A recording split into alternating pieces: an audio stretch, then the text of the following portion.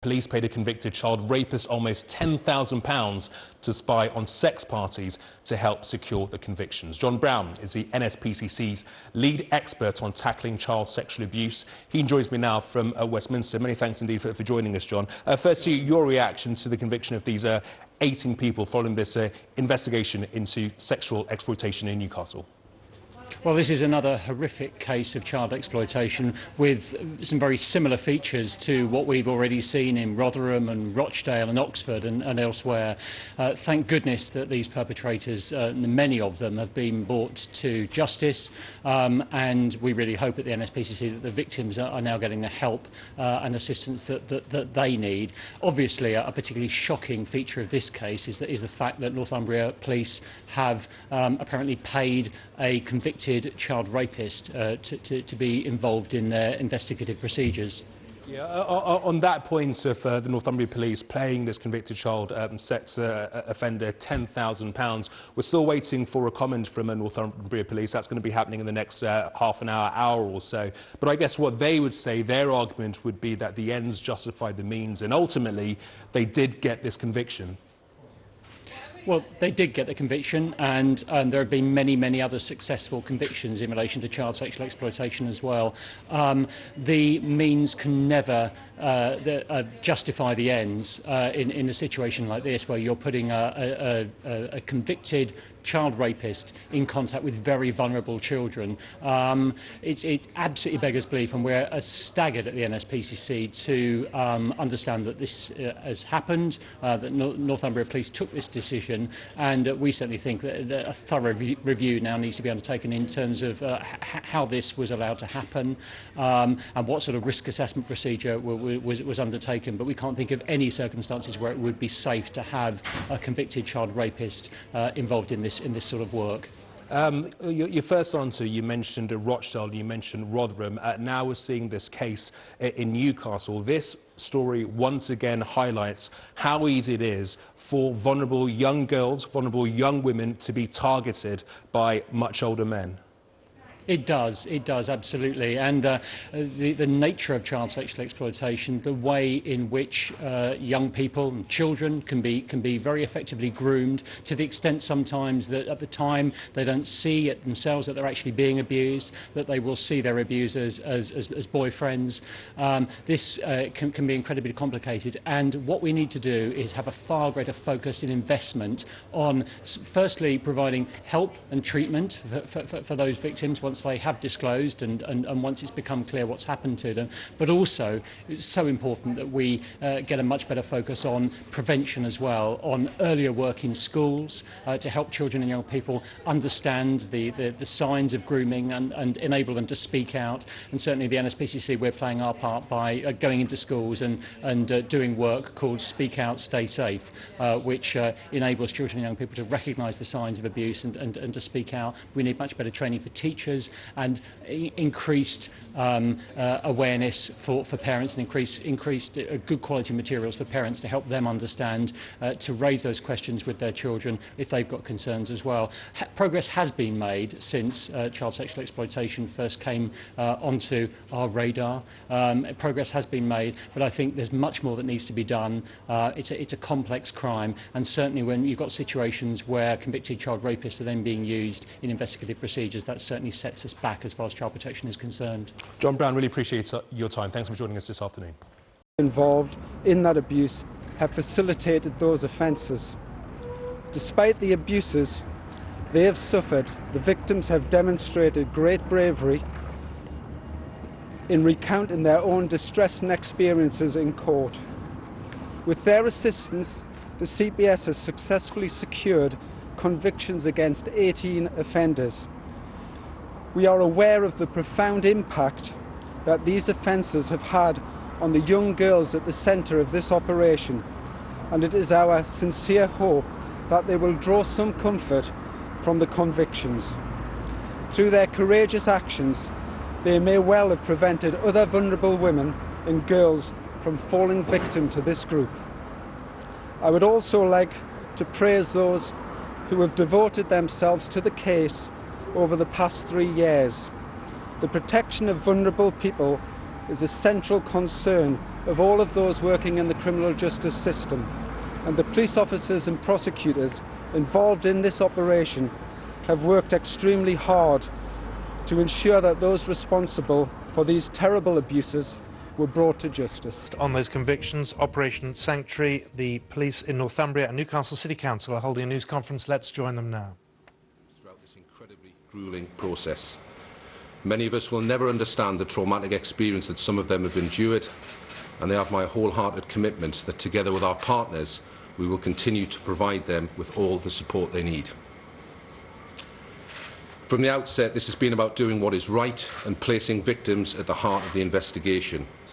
We have proactively sought out victims of abuse to protect them. We've done this together with our partners from the local authority and with a number of voluntary agencies. We have sought, through the brand of Operation Sanctuary, to raise public awareness here in the North East of the problem of not just child sex exploitation, but the wider problem of the sexual exploitation of vulnerable women and girls and human trafficking. We have enlisted and received the support of licensed premises, late-night refreshment premises, taxi drivers, hotels, B&Bs, as well as the general public. We have literally thrown the kitchen sink at this. A team of 50 officers have worked on this inquiry for almost 3.5 years and continue to do so. We have not and will not stop. We've employed every technique available to us, covert and overt, in tackling the problem.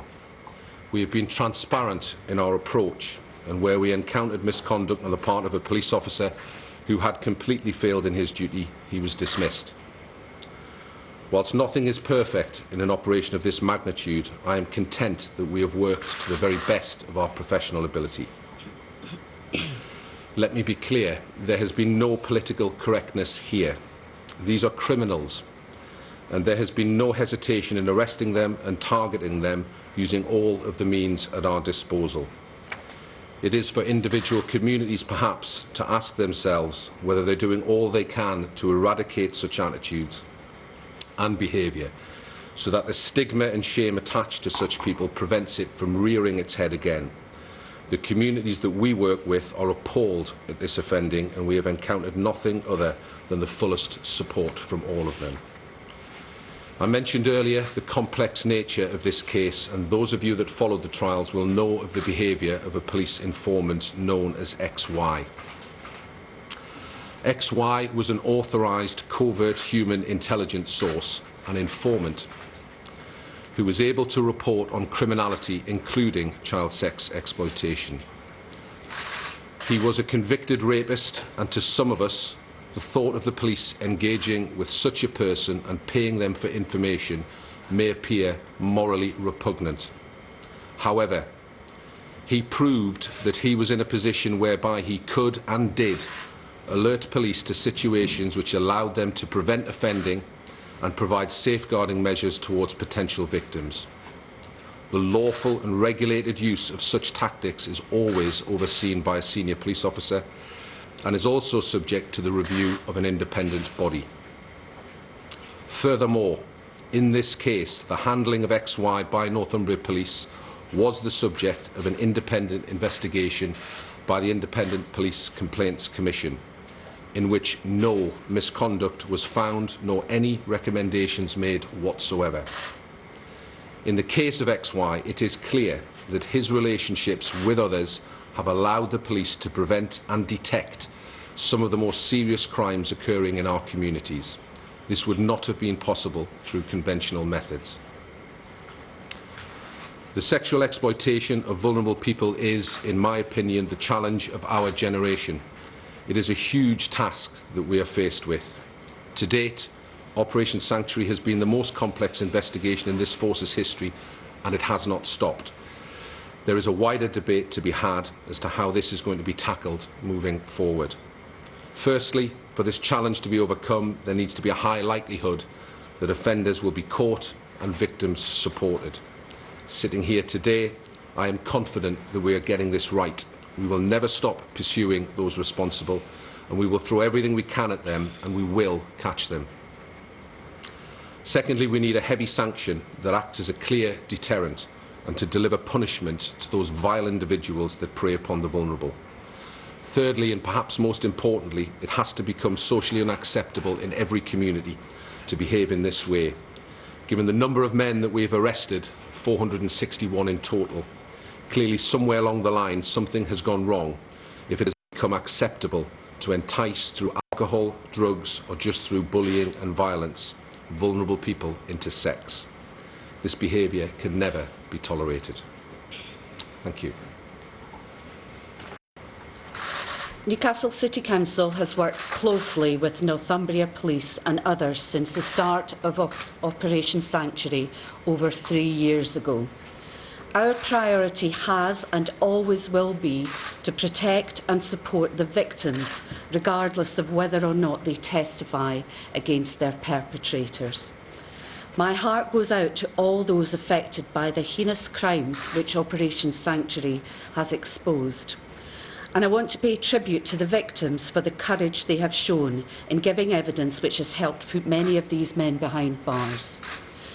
The Council's role has always been to focus on the victims, to help support them before, during and after the criminal trials. No one should underestimate the trauma that these women and girls have gone through, but undoubtedly they have helped to make our communities safer places by their actions.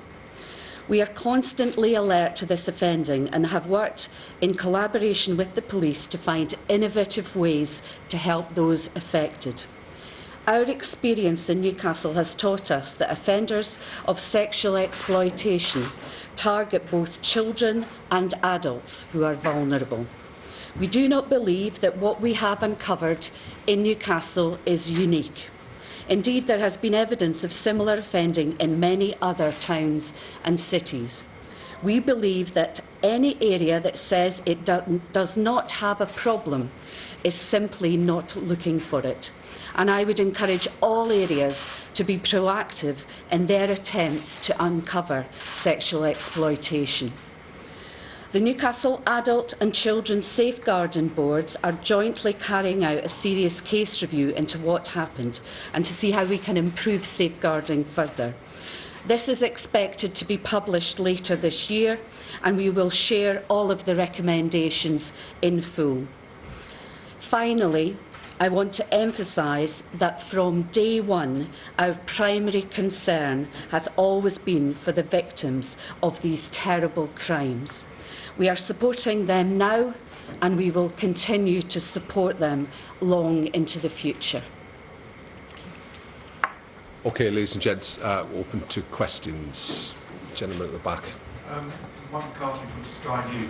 Can I ask you, Chief Constable, are you content that any criminality that was observed by XY was stamped out immediately and that there was no delay in protecting any potential victims from further harm?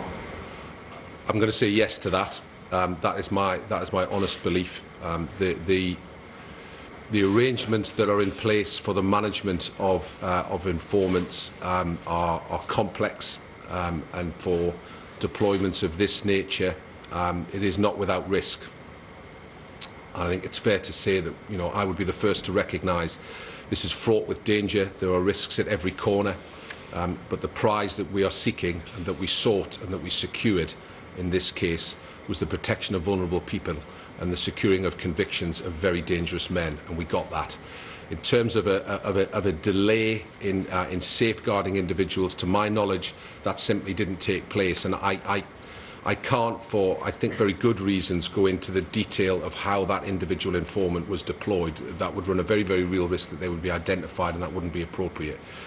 But I'm as satisfied as I can be that the right framework is in place. And it is worth mentioning not just of the IPCC giving us a clean bill of health, The judge made some very specific comments about the lack of any evidence of any bad faith on the part of Northumbria Police or any misconduct on the part of the officers or any evidence that there was a lack of compliance with established procedures. And furthermore, the Office of Surveillance Commissioners, who independently govern our use of those very significant pieces of legislation, have for a number of years now given Northumbria Police a clean bill of health. And that's not a run-of-the-mill inspection. It's a very detailed oversight of how we manage informants. So I'm as satisfied as I can be. I obviously wasn't present when that informant was deployed. No police officer was. It's a tactic that we used in the absence of any other means to gather that intelligence, and I'm satisfied it was the right thing to do. As a supplementary, Please. Can I just ask how you respond to the comments of the NSPCC, who said that however good the force's intentions, their misguided actions run entirely counter to all current child protection procedures and what we know about sex offenders, and could have compromised this investigation? I think that comment has to be seen in the context of perhaps how well informed they are of the detail of it, and we're happy to link in with them. There are a number of other agencies that we have worked with very carefully on this matter. I think there is perhaps a misunderstanding that there's been some sort of recklessness in the way that an informant who potentially could pose a risk themselves to vulnerable people has been pushed and forced into those situations. That's simply not the case. This is about asking somebody who has associates in that world, who knows, who perhaps might have some sort of connection with that world, to give us specific information about whereabouts, about times, about places. It's not about putting them into a position of risk.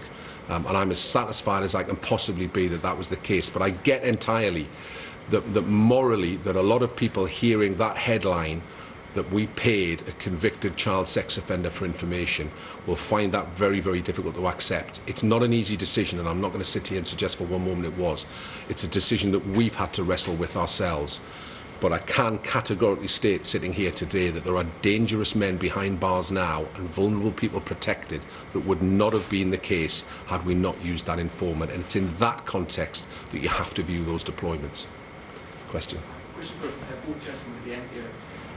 You know this was a deeply traumatic time for the girls who were abused. How do you expect they will be feeling to know that a child abuser has profited from this investigation?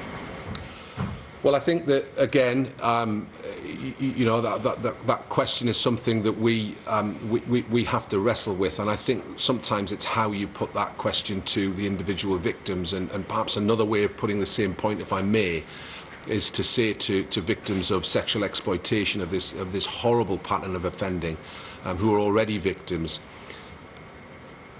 if by paying somebody a sum of money we could prevent you from ever being a victim, do you think that would be the right thing to do? So as unpalatable as this is, and it is to me, you know, as a man, as a human being, as a father, it is difficult for me to get my head round.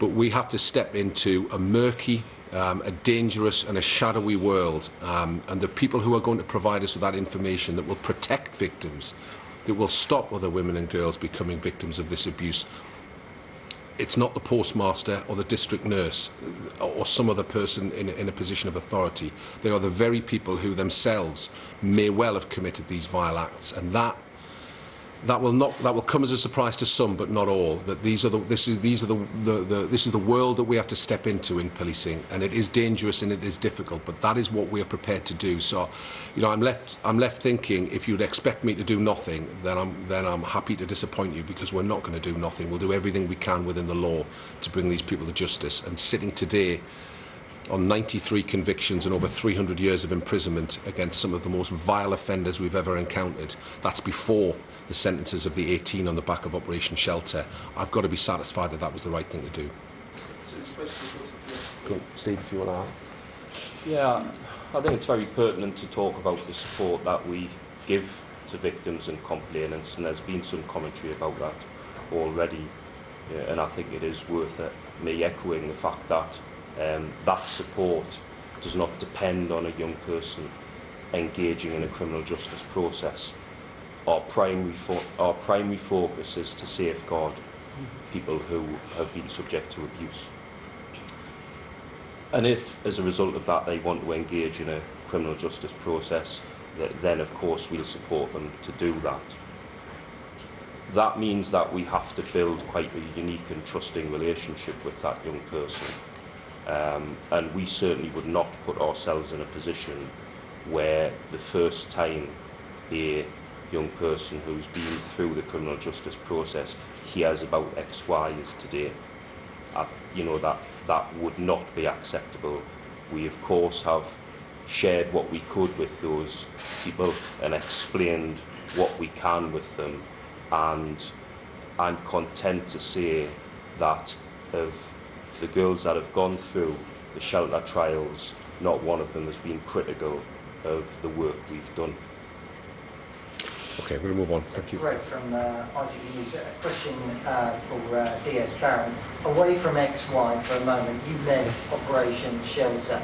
Paint us a picture, if you will, of the sorts of girls that these men went after, how they did it, how they made contact, and the reaction of your officers when they found out what they found out. Okay, the first thing I want to say, and again it's to echo something that's already been said, is I don't think sitting here we can have any a real appreciation of what these girls have gone through, either in terms of the abuse that they've suffered or the personal resilience that they've shown to stay with us for what has been a 3.5-year journey from the beginning of 2014 to today. And I want to make that very clear. I'm extremely proud of what we've achieved, and the we includes our partners, third sector partners, social care, health, and of course the officers that I've been able to direct. But that is nothing in terms of how proud I am about the young people who've been able to deliver these convictions, because without them we don't have prosecutions, and it is that straightforward. In terms of what we're talking about young people who, despite the resilience that I've just talked about, have vulnerabilities. Those vulnerabilities may be multi-layered. We are talking about people who may have substance abuse problems. They may well be people who have suffered in terms of their mental health and their mental well-being. Some struggle around their capacity to make appropriate decisions. Some are vulnerable because of their age. They're children, and they're being asked to make decisions around very adult concepts around sexual activity. So there's an inherent vulnerability there. And it's those vulnerabilities, and that's not an exhaustive list, but it's those vulnerabilities that have been targeted by these perpetrators. So it would be easy to talk about child sexual exploitation. That's not what we've been dealing with. From the start, we've been dealing with the sexual exploitation of vulnerable people, which includes children and young adults. And we have quite a significant age range of victims who've provided evidence within Operation Shelter. In terms of how the perpetrators have operated, we have seen within the wider sanctuary investigations some quite extensive use of social media to groom young people. That hasn't been replicated within Operation Shelter. Operation Shelter is more about face-to-face engagement in public places where young people have been encouraged to attend parties, often referred to as sessions by the victims, where they've been given alcohol and drugs in order that they could be abused. And how horrified were you, though, by what your officers uncovered in this operation? Have you ever seen anything like it? Well, as the Chief said, from a Northumbria perspective, this is the biggest operation we've dealt with. It is truly awful to think, when you sit and read or you listen to some of the accounts of these young girls. 25 years a detective, and a lot of that dealing with gruesome homicides. This is the most challenging set of investigations I've dealt with, and some of the stories that people have to tell about their lives are awful. And you have to be careful that you don't get too hardened to that, because account after account of abuse, you need to keep focused on exactly what that means for that young person, how you look after them, how you support them, as well as thinking about the investigation. Okay. you referenced the complexities of the case. I know Yes. that meant that some of the victims had to give evidence like 6 or 7 times. Yes. Do you think there needs to be some kind of change in the justice system to prevent that from happening in the future?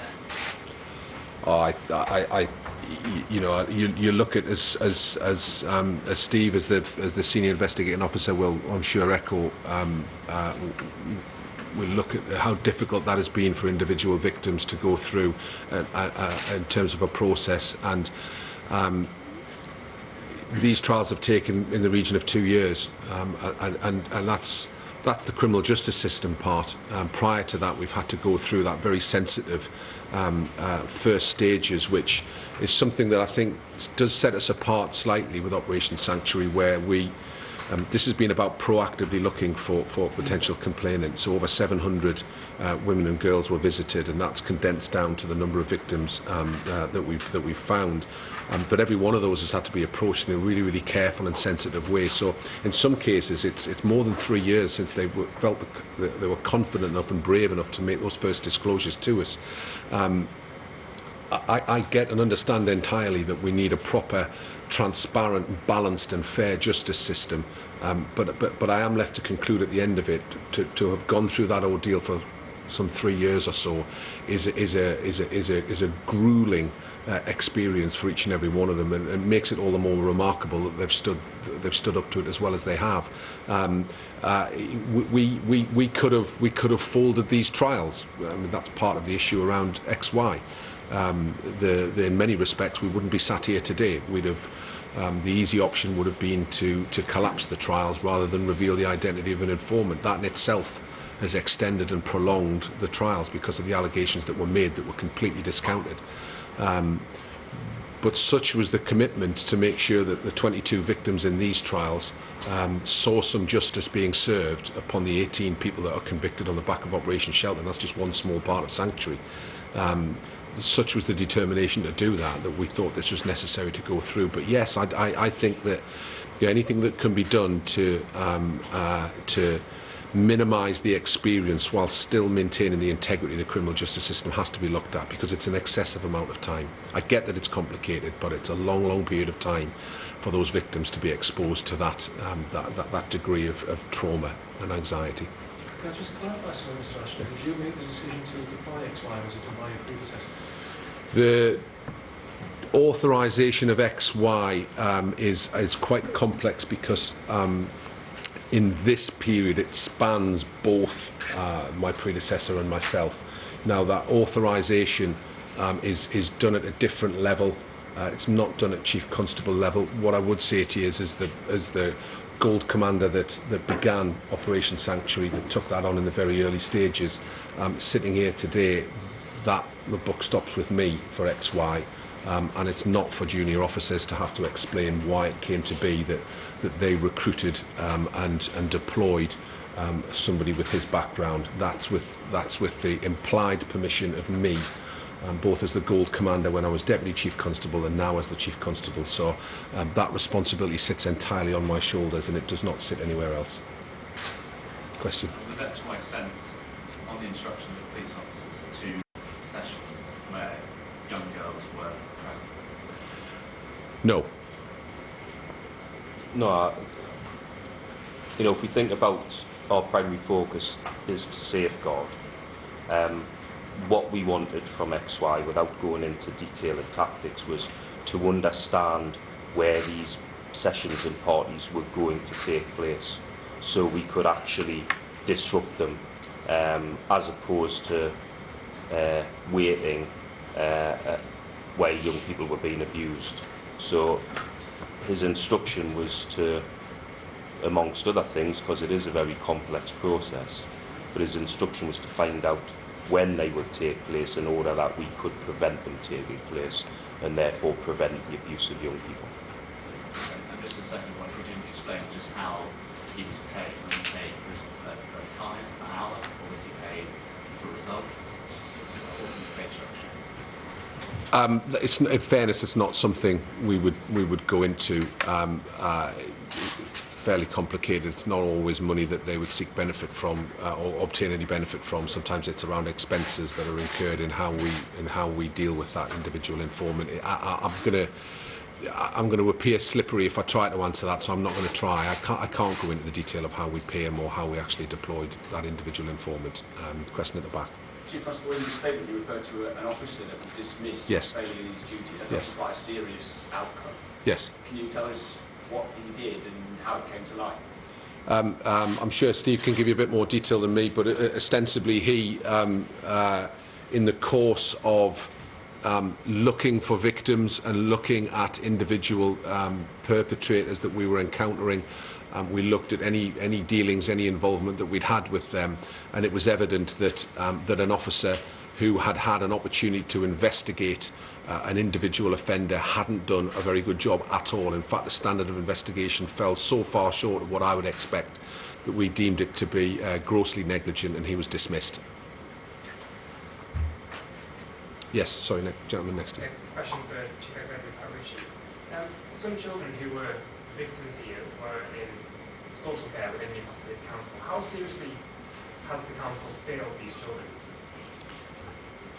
Of the 22 people involved in shelter, one was in the care of the local authority, and that's one too many as far as we're concerned. And we take that very seriously, and we want to understand what happened in the case of not just that young person, but in the case of all of the victims. And therefore, we've commissioned jointly with the police and with other partners a serious case review, which will be an independent review that will look at these issues in more detail, and that will report at the end of this year, before the end of this year. Perhaps worth adding on that I'll give you a quote from an Ofsted inspection in relation to Newcastle services for children, and that was published earlier this year. There is a highly effective response to risks of child sex exploitation, and inspectors saw evidence of outstanding practice to protect children. So, this is, and it's important I make this point, this is not about us sitting here and saying we think we're perfect. We're not. We've done everything we possibly can to find victims of child sex exploitation and sexual exploitation of vulnerable people. What this has never been about is people lining up to say, we've been telling you about a pattern of abuse that's been existing for years and you've failed, you've never done anything. It's not about that. It's absolutely about public services doing the very, very best they can. And if we've been found wanting, it's not for a lack of effort, commitment, energy and resources that have been ploughed into this. This is about as good as we can be. And there are aspects of this which still need to improve, but there are aspects of it that actually, despite the horrible subject matter we're dealing with, we're quite proud of. Could I add to that very quickly? Because I think it's important to consider the speed of our response. In December 2013, we became aware of an emerging picture, and that picture is ultimately Operation Shelter.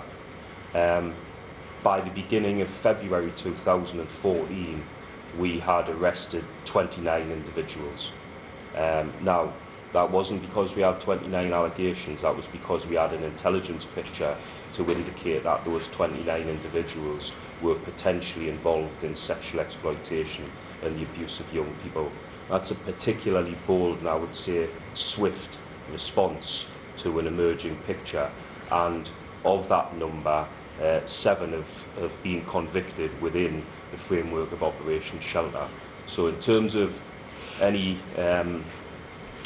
assertion that we've in essence sat on our hands, then I think you can see within a matter of weeks that was the magnitude of our response. And if I could just add further to what the Chief Constable said, we put social workers working alongside police to support the victims to come forward, because it's a very difficult process and it's a difficult thing to do, to come forward and tell your story when you're in an abusive, exploitative relationship that is often built on fear.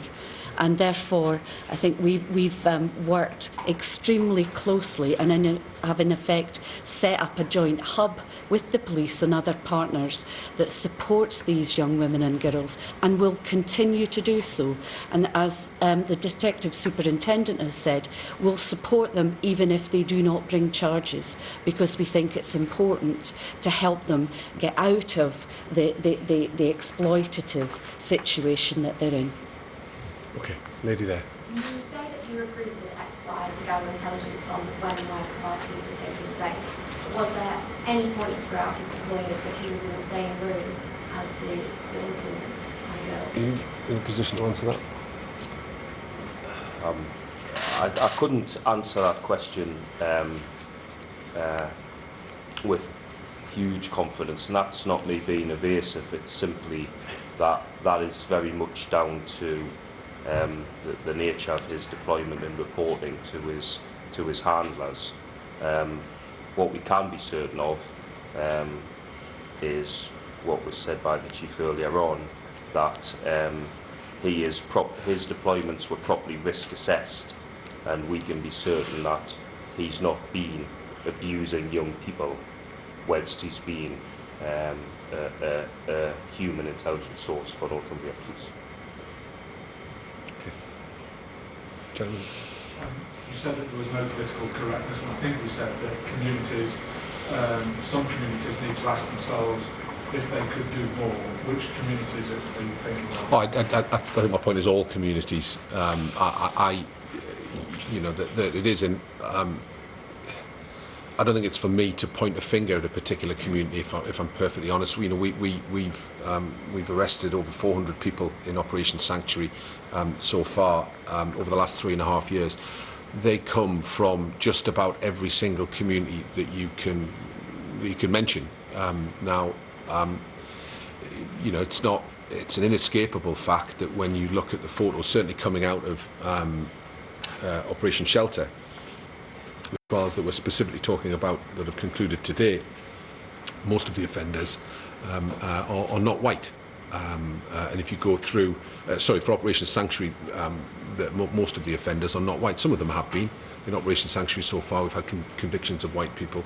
Most of them are not white, but they are from a really diverse section. So we have people from Bangladesh, from Pakistan, from Iran, from Iraq, people who are Kurdish, Turkish, Albanian, Eastern European. So which community do I identify? I can't, sitting here today. There are a wide range of communities, and my point is, I think it's for every community to ask itself the question, is whether or not they're doing everything they possibly can to make sure that it is socially unacceptable, and the attitude towards women and girls that we have encountered has no place within that community or in any community. And I think we all have a role to play in that, and that's not me trying to pass responsibility, but I don't think it's for me as a police officer to point that finger at a particular community. I'm happy to take part in the debate, but it's for every community to do some soul searching and say, are they doing everything they possibly can to make sure that there's a stigma and a shame attached to this type of belief, this that has pervaded some men. Because we've seen connections. Some of those convicted are convicted of conspiracies. They're not sole offenders. It's not a complex criminal hierarchy like you would encounter in other areas of serious criminal behaviour. But it is known. There are offenders who have colleagues, associates, relatives, I don't know, that know about their offending. And the best way to deal with this, as I say, you highlight who you're going to get caught, you're going to get sentenced heavily. Well, we're getting there with all of that, and you will get caught. But the best way to prevent it is for the communities themselves to deal with it. Can I clarify, were all the victims white? In Operation Sanctuary? No. Within Operation Shelter, yes. They are, yeah. In the wider operation of Sanctuary, then we have seen both victims and complainants from different ethnic backgrounds. Is anybody else currently serving for this force with payment in the way that XY did? I would absolutely not comment upon any other deployment of informants. Yes, I would. In the circumstances that we've been presented with, yes, I would. And that's not, you know, as I said before, I get that this is a real difficult moral challenge, but we have to look at what it is we're trying to achieve here, and whether or not it's worked. It has worked, and I think that weighing that up is something that we have to do, and we had to do in this case, and it's not easy. And as I say, I get entirely that for some people it would be morally repugnant, the very thought that we would. But I think if you put it in the context of, we have paid money to somebody, and as a result of that, we know that we have safeguarded vulnerable women and girls, and we know that there are dangerous men behind bars that would not be behind bars for lengthy terms of imprisonment. That would not have happened were it not for the information that we have gathered. So now, in certain circumstances, that may happen again here. I would not rule it out. I can't rule it out. I can't dismiss it. And whether it's dealing with this problem or it's dealing with something else, the payment to criminals for information is something that has been going on probably since policing began. It is fairly widespread practice, and you have to sometimes go, quite often in fact, to the very people who are involved or associated with that pattern of offending. That's a fact of life that we have to engage with and we have to live with. And it's, I think the subject matter in this case, I get, is wholly distasteful, and it will appall many people. But it was the right thing to do, and there are people now out there who are not victims, who would have been victims had we not done what we've done, and that's what I hang on to. Yes. Do you think he was arrested on suspicion of a sexual offence while in deployment? That's something you'll comment on specifically. Sorry, the question is. Am I right in thinking that he was arrested?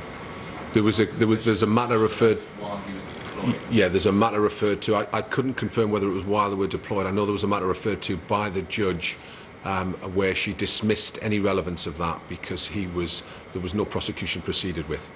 What I was going to ask is that was he deployed any further after that arrest and the investigation? I don't know. Sitting here today, I don't know. Yeah. Question at the back. You've recently announced the fact that you'll be stepping down. We're going to pull out of that news conference. But the force will still be able to pursue an operation of this size in the future. Well, we have to. It's as simple as that. This has changed the culture of Northumbria Police,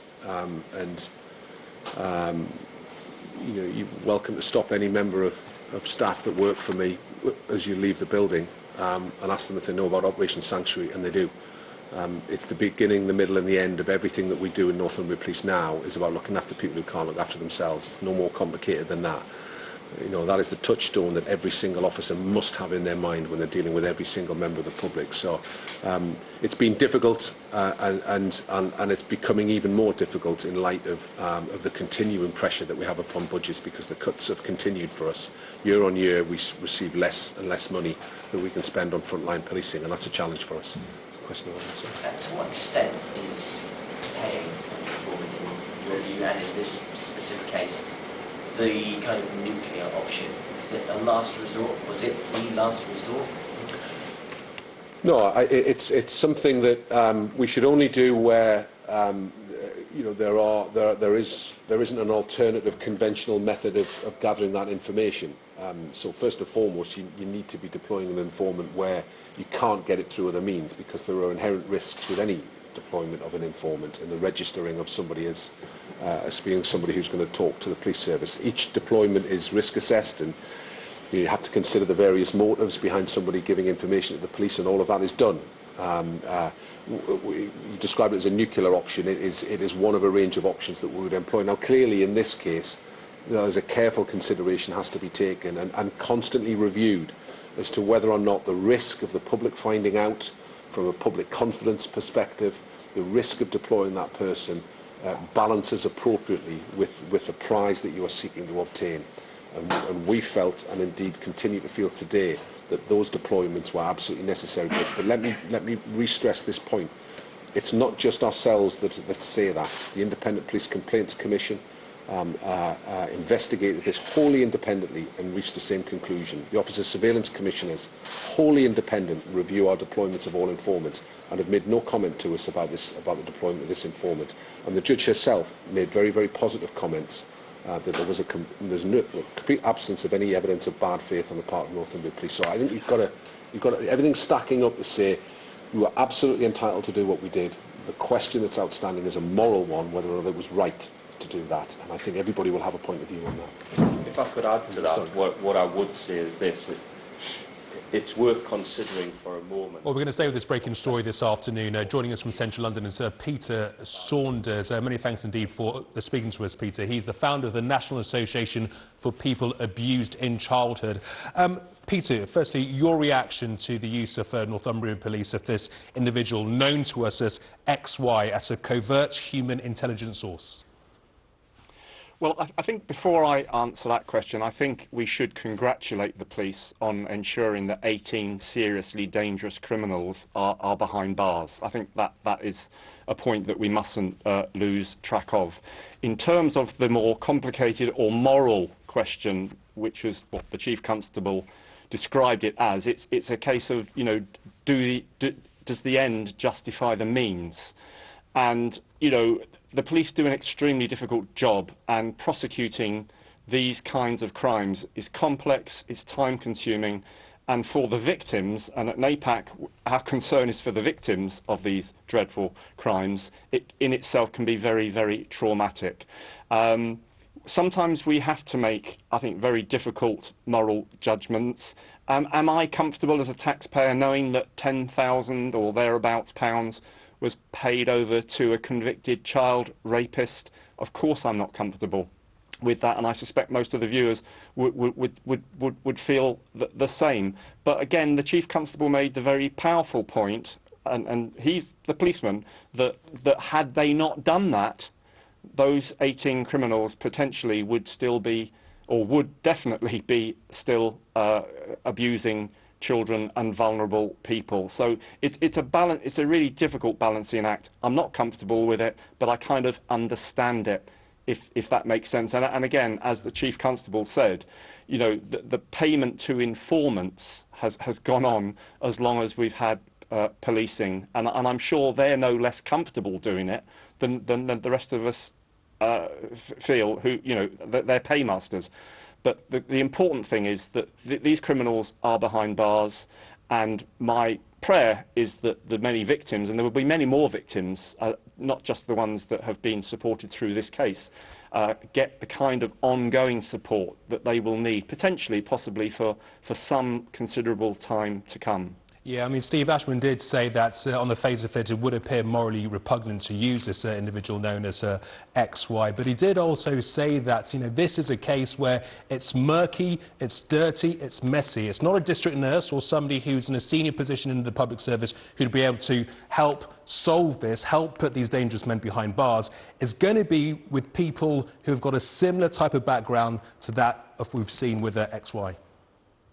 Well, yeah, exactly. You know, would you or I, would we trust a convicted child rapist to do a job on behalf of the police? You know, the answer to that's possibly no. How reliable would such a criminal, a person with such a vile criminal record be? But again, we have to trust the police judgment here as to whether or not there was an alternative. And I would have thought there would be an alternative, or an alternative way of persuading somebody to inform and to get to these gangs without having to resort to paying somebody with such a disgusting background. But again, I'm not a police officer, I'm not out there doing that job. NAPAC, well, one of my colleagues actually mentioned before I left the office, you know, that amount of money would, £10,000 would pay for 2 support groups for the victims and survivors of these crimes, because that's what NAPAC does as well. So it doesn't sit comfortable when you hear public money being paid over to people who you really, you know, are exceptionally unsavoury. But I understand why it happens. Steve Ashman said he'd do it again if it meant safeguarding vulnerable young women and girls. So, you know, there's a great deal to do. And I suppose he has to say that because he has to keep the options on the table for the future, because I imagine it is a very, very difficult thing to gather evidence around these particularly vile crimes where you're dealing with multiple perpetrators as well, who will probably go to any lengths to protect themselves. Peter, many thanks indeed for your time. Thanks for holding on whilst we listen to that news conference. No problem.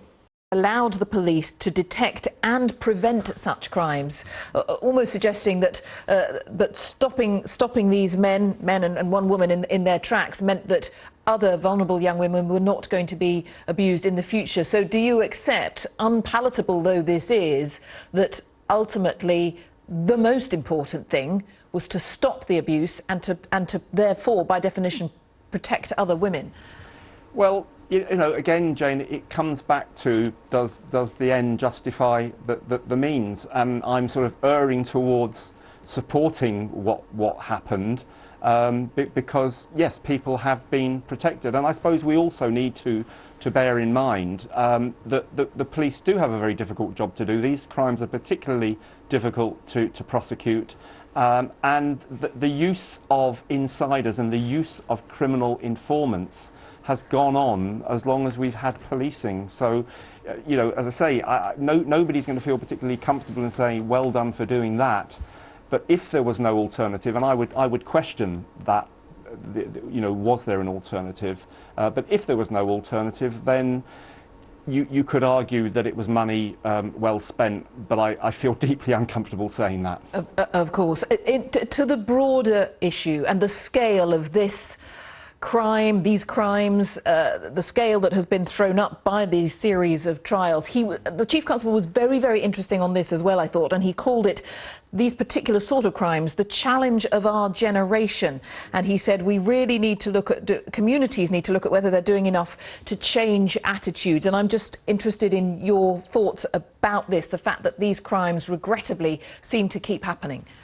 Well, Jane, you and I have been talking about these crimes off and on this programme for many, many years. They're crimes that endure, and I think the Chief Constable is right that it is the cancer of our time, and it has been identified as such, and at long last. I mean, I could just say at NAPAC, I've personally recently spoken to a Chief Constable and an assistant chief constable. Now, that simply wouldn't have happened 5 or 10 years ago. So I think that there is more cooperative working. I think there is more understanding of the devastating consequences of these crimes, which, again, you and I have discussed many times, and how they've been swept under the carpet, ignored, and very often in the past, the victims have been the ones that have been denigrated. Thank God we're moving on now.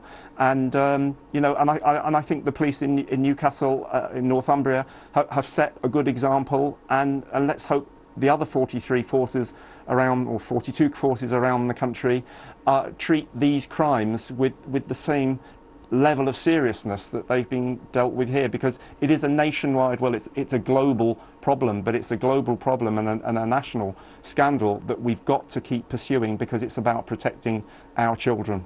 Of course. I mean, it's interesting that you say you feel things are moving on to some degree. I mean, do you have a little more confidence now that if a young person, male or female, goes to any figure of authority and reports that this sort of abuse is going on, that they will be believed, that they will be taken seriously, perhaps in a way that hasn't happened in the past?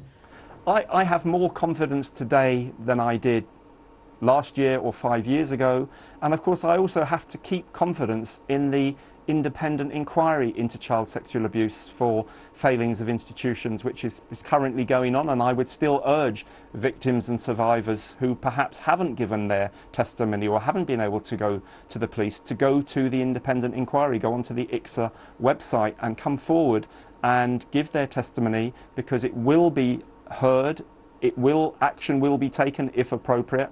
And when people come forward, hopefully we're there as a victims panel to ensure that people coming forward are properly supported. And I would go back to our concern at NAPAC being for, yes, it's good that these criminals are behind bars, but I hope and pray that the victims here are the people who remain at the centre of support, because these crimes really do have a lifetime devastating consequence, Jane, as you and I have discussed, sadly, many times.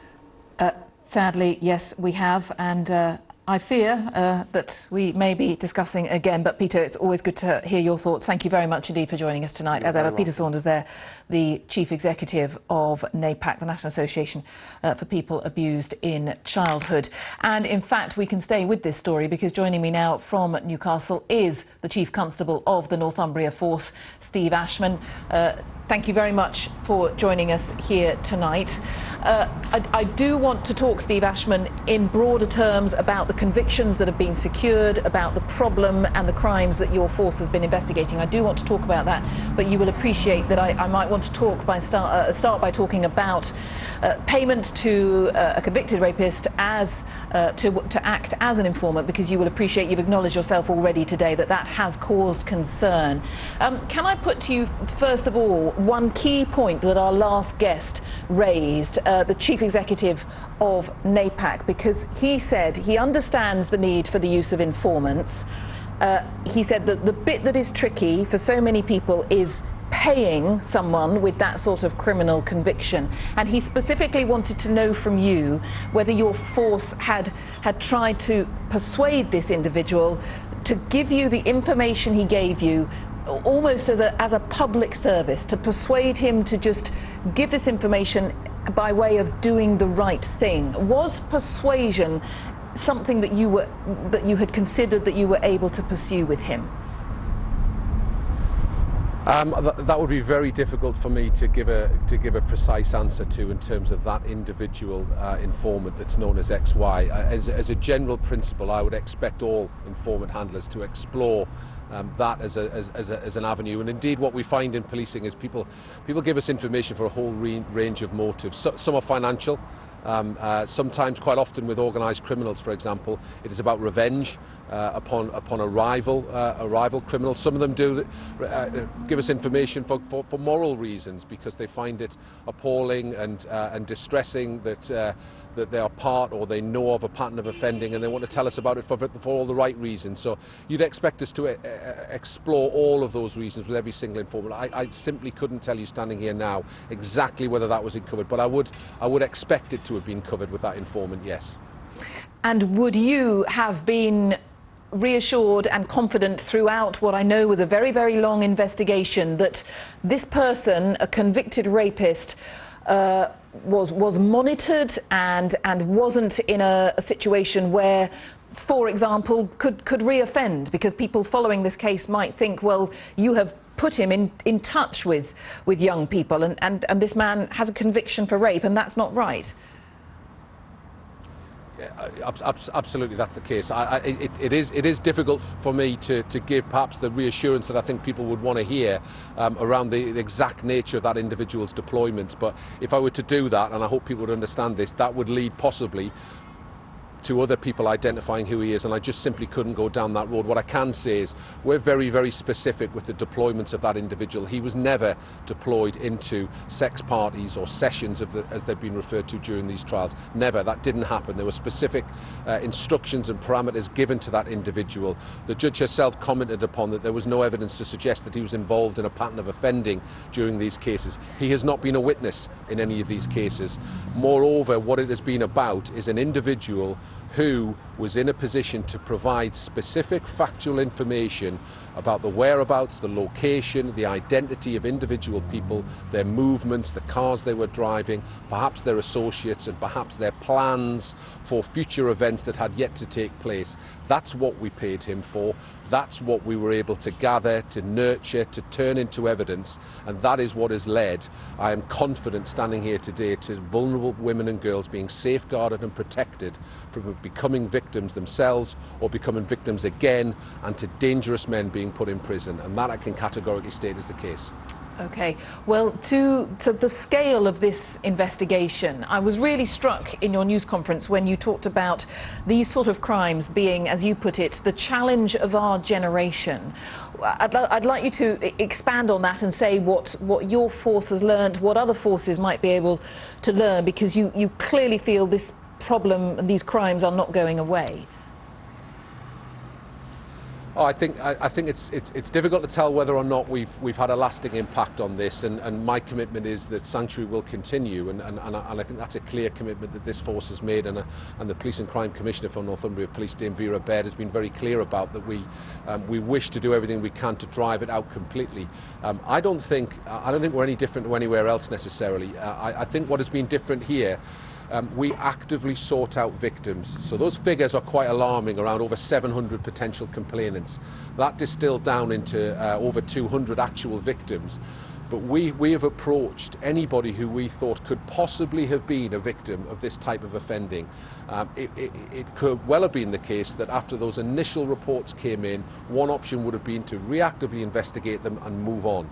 We've dedicated and devoted over 50 officers to this now for 3.5 years, and there's no sign of that letting up. So in terms of the scale of it, yes, it is quite shocking.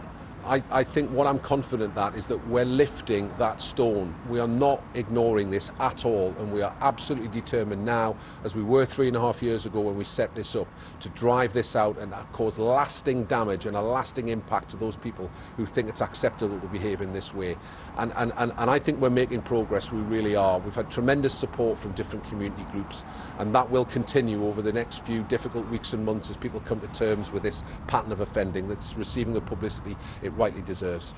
And do you think there might still be victims out there, victims of this gang, who you have not yet found, or who...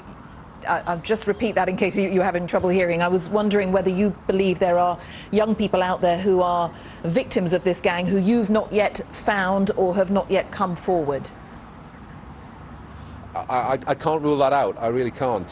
So there's a little bit of trouble with you, but I think I did get the question. I can't rule out that there aren't more people out there. What I would say is that police have confidence in us. We will believe you. Come forward. You can trust us. It doesn't have to be a police officer that you deal with. Quite often with the potential complainants, we've introduced them to voluntary sector organisations, to social workers.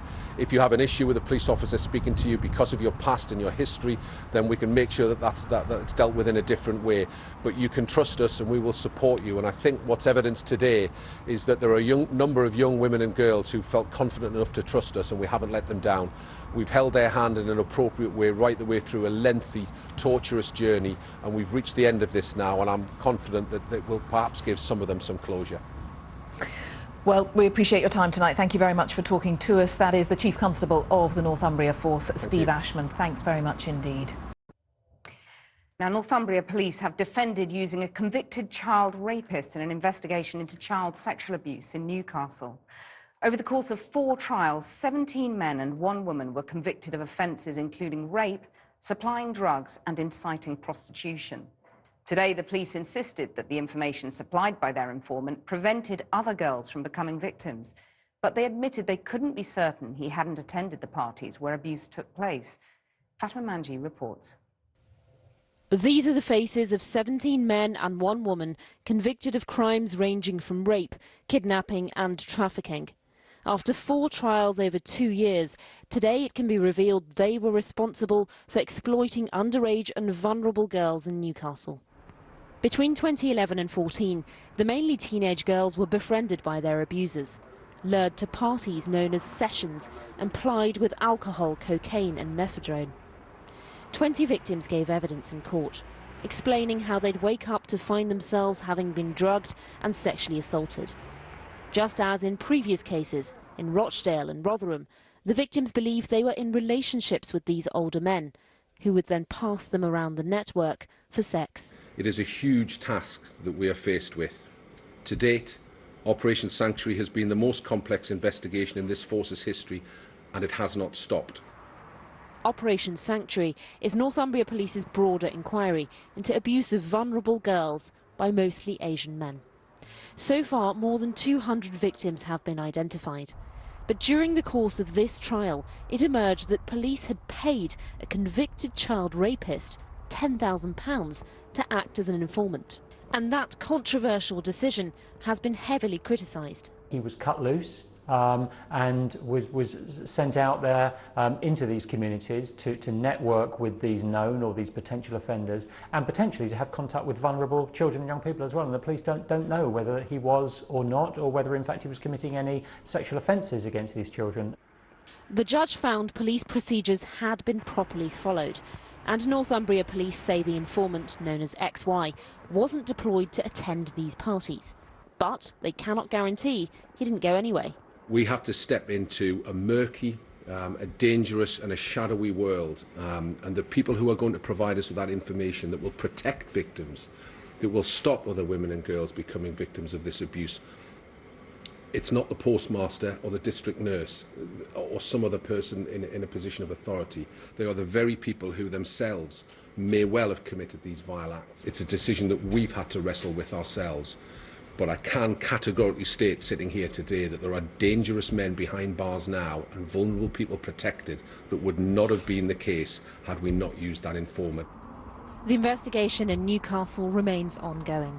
And while some of the offenders were brought to justice today, once again questions are being asked.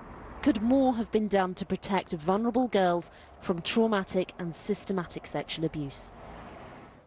Fatima Manji reporting there. Newcastle now joins a growing roll call of English towns and cities where teenage girls were preyed on and abused by gangs of men.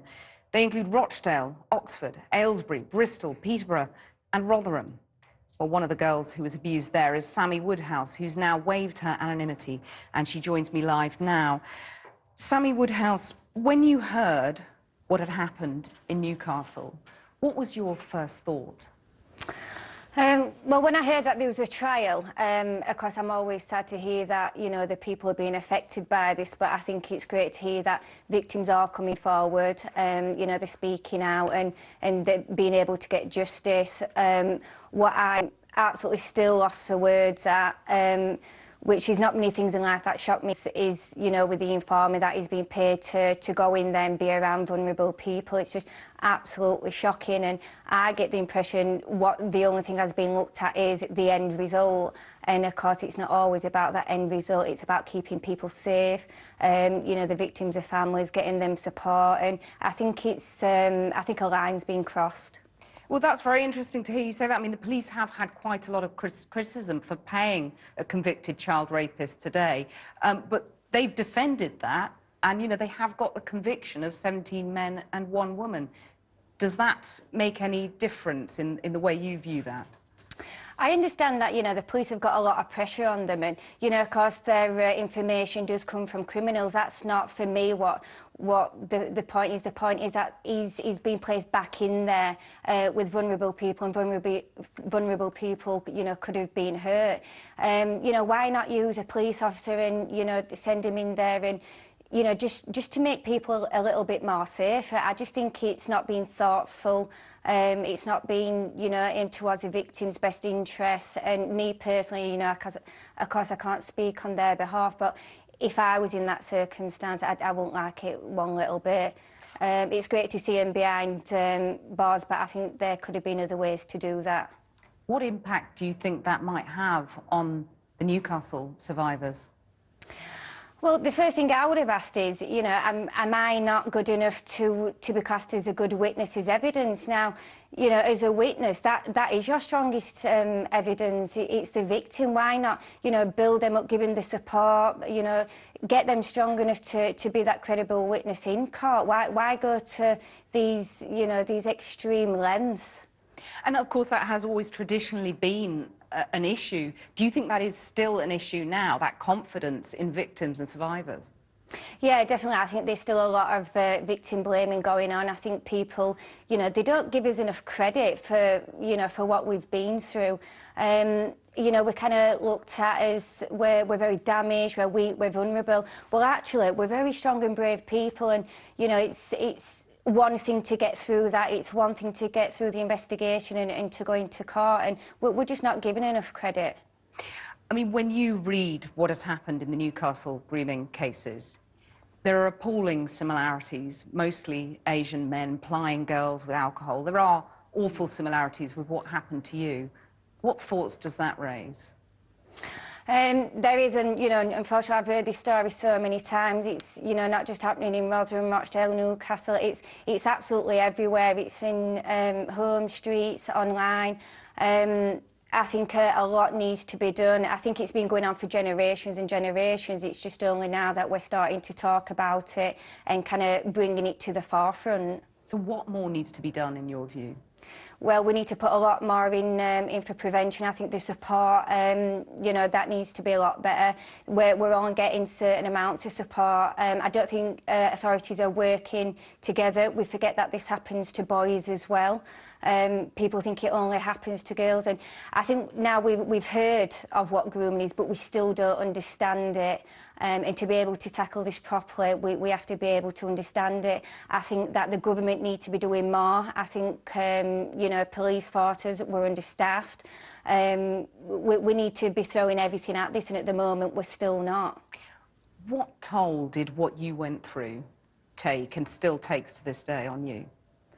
I feel like I've been given a life sentence. Now I'm a very strong person, and I always say that, you know, there is life after abuse, but I had eating disorders, mental health issues, I was suicidal, and of course it's not just me that were affected by that, my children, you know, my family, my parents. I feel like I've been given that life sentence, and it's only been kind of in the last year or so, because I've been given that proper support, that I've started to be able to change my life around and kind of move forward into my next chapter. And just finally, I mean, that is really good to hear that you are able to move on after what happened to you. But what advice do you give now to the Newcastle survivors who are struggling with what's happened to them? I would say to them, you know, you don't just have to survive this, you can thrive from it, to not let the people ruin any more of your life, to, and as well, it's important that they're given that correct support to do that. And, you know, I think we need to start and empower the survivors to make them able to move forward. Sammy Woodhouse, thank you so much for joining us and having the courage to speak out. Thank you very much. Thank you. Well, I'm joined now by Jim Gamble, a former police officer and the former chief executive of the Child Exploitation and Online Protection Centre. Jim Gamble, first of all, would you pay a convicted child rapist to spy on this kind of grooming network?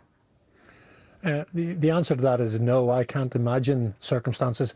And I have been a head of counter-terrorism in Ireland, Deputy Director General of the National Crime Squad dealing with serious and organised crime, so responsible for authorising the tasking and use of informants. But I cannot imagine circumstances where the legality, necessity and proportionality could be met to carry out what is in essence an extremely lawfully audacious tactic. But then the devil of this will be in the detail, and the Chief Constable and the senior officers within Northumbria will have had more access to more detail. But no, I can't imagine circumstances where I would have authorised this. I mean, the police have been quite clear that, you know, none of the girls have criticised their work, and, you know, at the end of the day, they've managed to convict 17 men and 1 woman. They say they've thrown the kitchen sink at it, employed every technique, covert and overt. And if you want to adopt the view that the end justifies the means, you can see that the police are giving evidence of that with regards to the number of victims who have now survived this abuse and the number of predators who've been captured. But actually, if we're going to use that, then we're entitled to ask questions like, you know, how much evidence did the informant provide in court to lead to these convictions? I'm not aware that the informant actually gave evidence. And where the informant was used, what level of control was there? Because if you have an informant, and I've worked with many, they have a tendency to use the authority that they have, the relationship with the police they have, as an umbrella.